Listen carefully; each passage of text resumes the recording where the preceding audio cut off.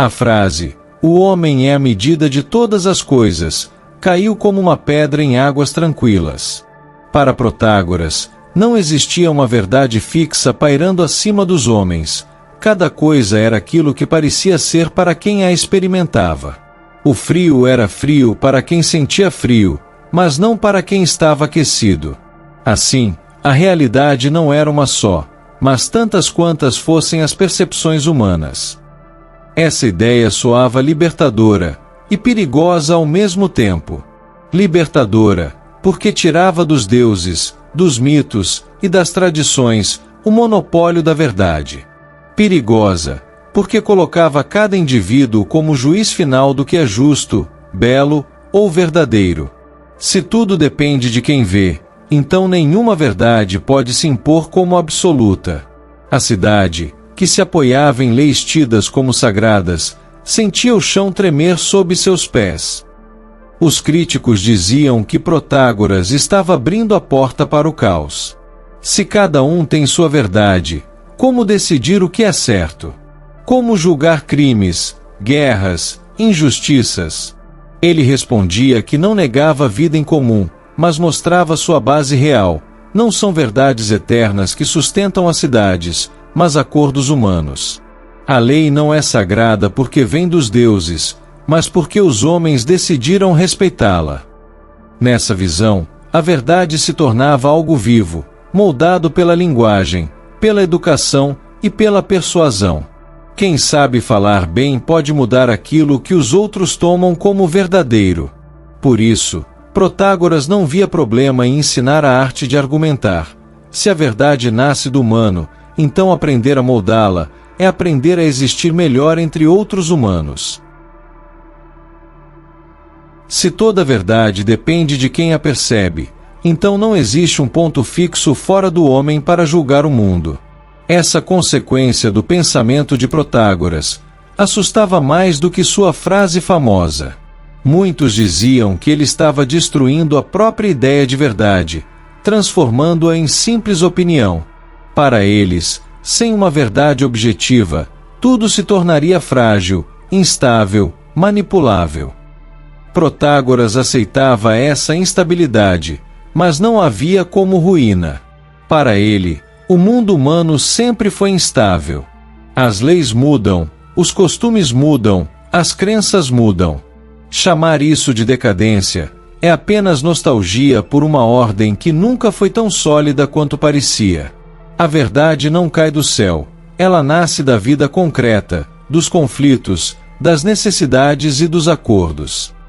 Se duas pessoas veem a mesma coisa de modos diferentes, não faz sentido perguntar quem está absolutamente certo. A questão real é: qual dessas visões é mais útil, mais justa, mais capaz de sustentar a vida em comum? Assim, a verdade se aproxima do que funciona melhor para a comunidade. Não é eterna, mas eficaz. Não é sagrada, mas negociada. Isso tornava Protágoras suspeito. Diziam que ele transformava a verdade em mercadoria, algo que podia ser moldado por quem soubesse falar melhor. Ele respondia que isso sempre foi assim, mesmo quando fingiam o contrário. Reis, sacerdotes e poetas sempre moldaram a verdade com palavras. Ele apenas tirava o véu e ensinava outros a fazer o mesmo, para que não fossem dominados por discursos alheios sem perceber. Quando Protágoras começou a cobrar para ensinar, a desconfiança se transformou em escândalo. Para muitos, sabedoria não podia ser vendida como peixe no mercado. Ensinar virtude, justiça e arte de viver deveria ser um serviço aos deuses ou à cidade, não uma fonte de lucro pessoal. Ele, porém, não via contradição alguma nisso. Protágoras dizia que todo trabalho merece pagamento. O pedreiro cobra por levantar casas, o médico por curar corpos, e ele cobrava por formar almas capazes de falar, julgar e participar da vida política. Não prometia tornar ninguém perfeito, mas mais apto a se mover no mundo das palavras e das decisões. A virtude, para ele, não era um dom divino, mas uma habilidade humana que podia ser cultivada. Essa ideia feria a tradição, que via a virtude como algo quase sagrado, herdado ou concedido pelos deuses. Se a virtude pode ser ensinada, então ela deixa de ser privilégio de poucos e passa a ser resultado de treino. Isso incomodava as elites, que gostavam de pensar que eram naturalmente superiores. Protágoras nivelava os homens pelo aprendizado, não pelo sangue. Seus inimigos diziam que ele vendia apenas aparência de sabedoria, não sabedoria real. Ele respondia que a vida política não se faz com essências invisíveis, mas com discursos, decisões e persuasão. Quem sabe falar e ouvir melhor, governa melhor, mesmo que não possua uma verdade eterna no bolso. A virtude, nesse mundo, é saber viver entre homens, não entre deuses. Entre todas as frases atribuídas a Protágoras, nenhuma soou tão explosiva quanto aquela sobre os deuses. Ele dizia não poder afirmar nem negar sua existência, nem dizer como são, pois muitas coisas impedem o conhecimento, como a obscuridade do tema e a brevidade da vida humana. Não era um ataque direto aos deuses, mas uma confissão de limite humano. Ainda assim, soou como heresia. A cidade vivia de rituais, sacrifícios e mitos, que davam sentido à vida coletiva. Dizer não sei diante dos deuses era quase o mesmo que dizer não obedeço. Para muitos, Protágoras estava dissolvendo o fundamento invisível da ordem social. Se não sabemos se os deuses existem, ou o que querem, por que segui-los? Por que temer punições divinas? Ele respondia que não negava os deuses, apenas reconhecia que o homem não tem acesso seguro ao divino. Falar dos deuses com certeza absoluta era, para ele, fingimento. A religião, assim como a política, nasce da necessidade humana de dar sentido ao mundo, não de uma visão clara do que está além dele. O mistério permanece, mas não deve ser usado como arma. Essa postura custou caro. Seus escritos foram acusados de impiedade, e sua imagem passou a ser ligada à desordem moral. Protágoras, porém, não queria destruir a fé, mas lembrar que toda fé passa pelo humano. Mesmo quando fala dos deuses, é o homem quem fala. E tudo que passa pelo homem carrega, inevitavelmente, a marca da dúvida. O encontro entre Protágoras e Sócrates, tal como narrado por Platão, tornou-se um dos grandes palcos dessa disputa silenciosa sobre a verdade. Sócrates não cobrava para ensinar, dizia nada saber, e afirmava buscar definições universais do bem, da justiça e da virtude. Protágoras, ao contrário, ensinava, cobrava e aceitava a pluralidade das opiniões. Para Sócrates, se cada um tem sua verdade, então ninguém pode realmente ensinar nada, pois não há um saber estável a transmitir. Ele via no relativismo de Protágoras uma armadilha. Se toda opinião é verdadeira para quem a tem, então até a opinião de que o relativismo é falso também seria verdadeira. Protágoras respondia que isso não anulava sua ideia, apenas mostrava o jogo inevitável das perspectivas. O conflito não era apenas teórico, mas moral. Sócrates buscava uma alma guiada por verdades firmes, capazes de orientar a vida de modo justo.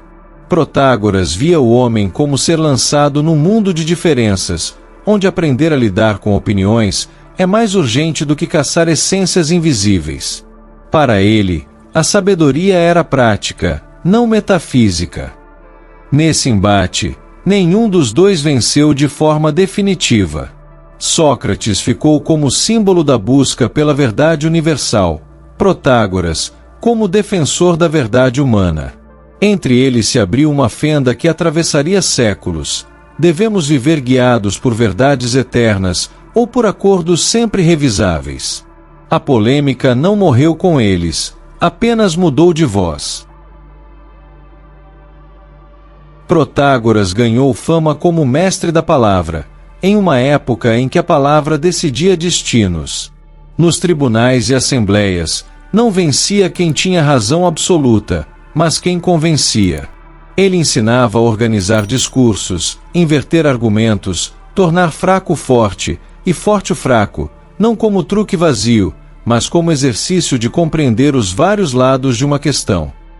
Para ele, a democracia não sobrevivia de verdades prontas, mas de debate. Cada cidadão precisava aprender a falar e ouvir, defender e ceder.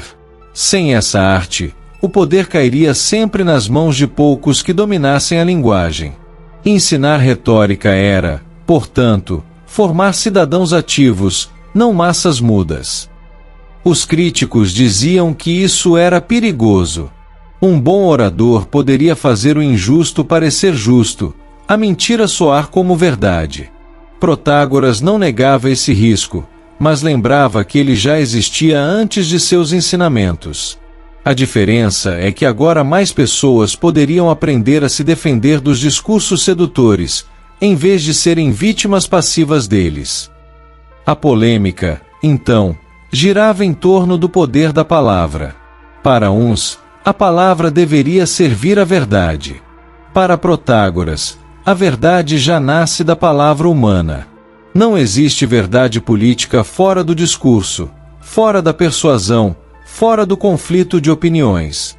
Quem domina a palavra, domina a cidade, e por isso ela não deveria ser privilégio de poucos. As ideias de Protágoras não ficaram apenas no campo do debate, elas tiveram consequências políticas e religiosas. Suas palavras sobre os deuses e sua visão relativista passaram a ser vistas como ameaça direta à ordem da cidade. Em um tempo em que religião e política se misturavam, questionar os deuses era também questionar as leis. Acusado de impiedade, Protágoras teria sido obrigado a deixar Atenas.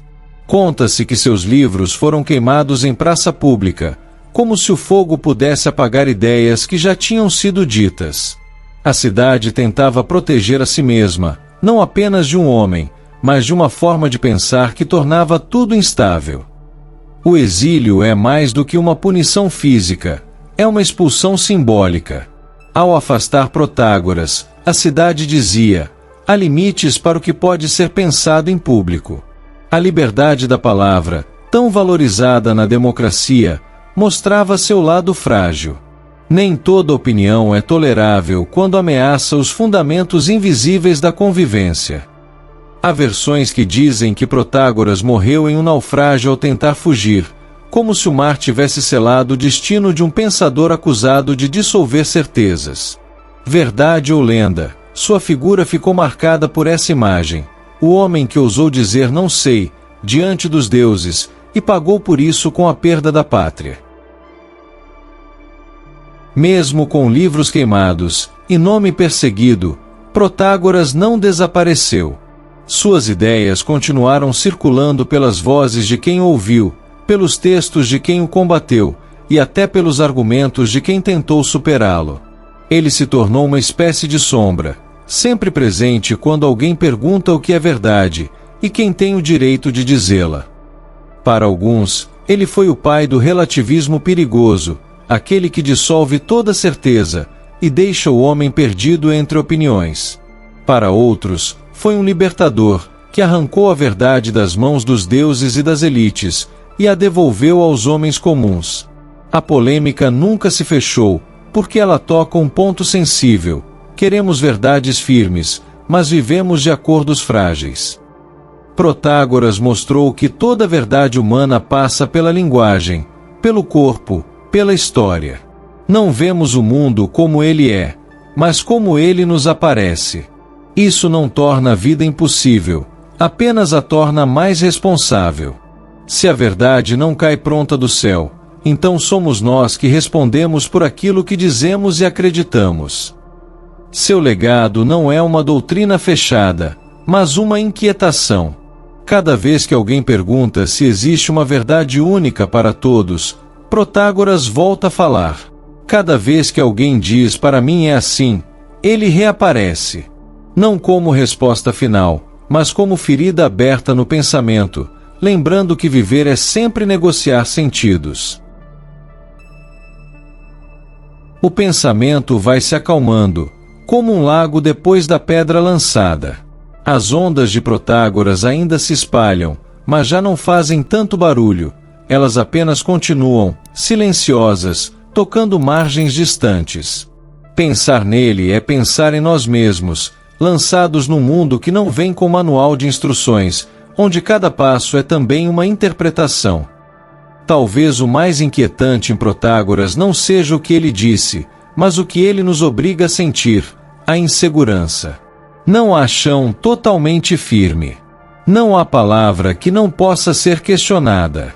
Não há lei que não tenha nascido de algum acordo humano. Isso assusta, mas também liberta. Assusta porque tira as muletas. Liberta porque nos dá a responsabilidade. Viver, então, não é descobrir uma verdade escondida, mas construir sentidos que permitam continuar juntos. Cada conversa é um pequeno pacto. Cada lei, um grande acordo. Cada conflito, a prova de que não vemos o mundo do mesmo jeito. Protágoras não pede que desistamos da verdade. Ele pede que cuidemos dela, sabendo que ela é frágil porque é humana. E talvez seja justamente isso que nos torna mais atentos. Quando sabemos que a verdade não é intocável, cuidamos mais das palavras, dos gestos, das decisões. Não falamos como quem traz ordens do céu, mas como quem sabe que pode errar. A humildade nasce daí, não do medo dos deuses, mas do respeito pelo outro. Agora, o pensamento pode descansar.